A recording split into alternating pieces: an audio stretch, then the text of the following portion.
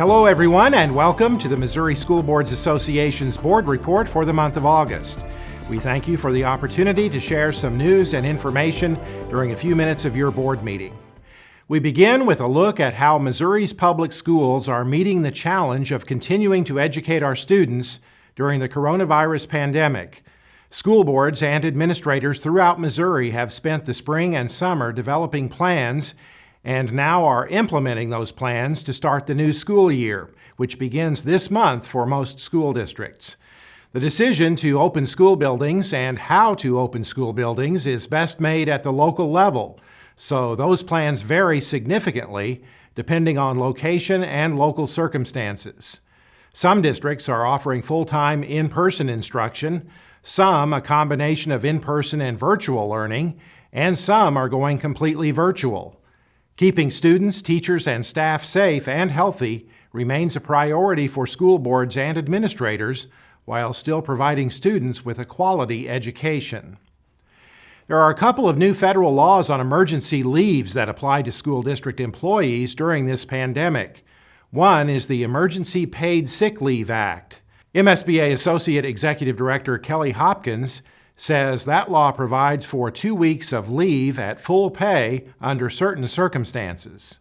It can be taken for 6 different reasons, all related to COVID, such as isolation requirements, quarantine, illness, caring for someone who's ill, those sorts of things. There's 6 different reasons why you could take that leave, and it is at full pay. The other new federal law is the Emergency Family and Medical Leave Expansion Act.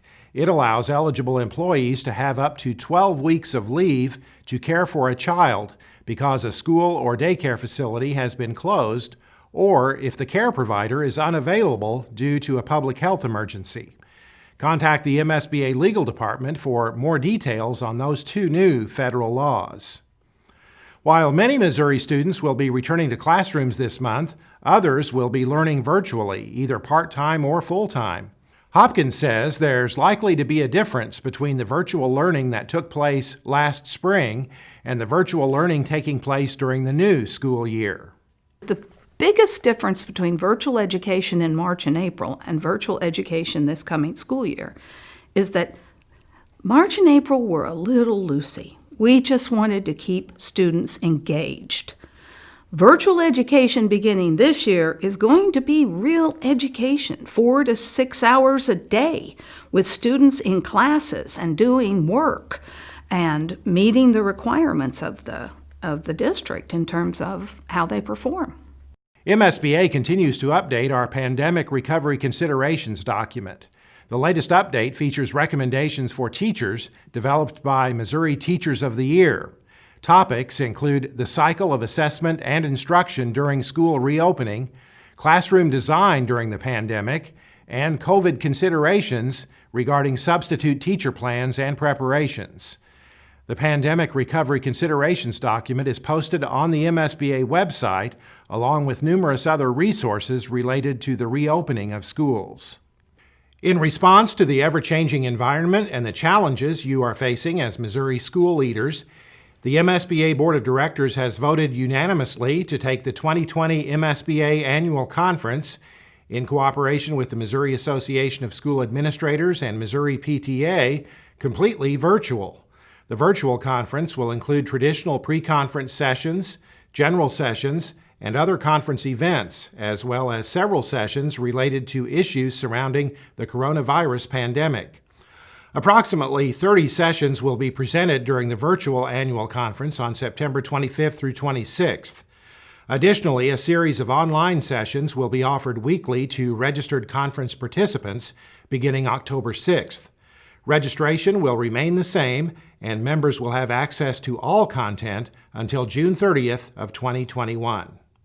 Check the MSBA website for registration information and a schedule of conference sessions. Also, be sure your school board is represented at the MSBA Fall Delegate Assembly to be held virtually on Friday, September 25th during the annual conference. This Delegate Assembly will be considering approval of MSBA's Advocacy Positions document that will form the basis of MSBA's lobbying efforts during the 2021 session of the Missouri General Assembly.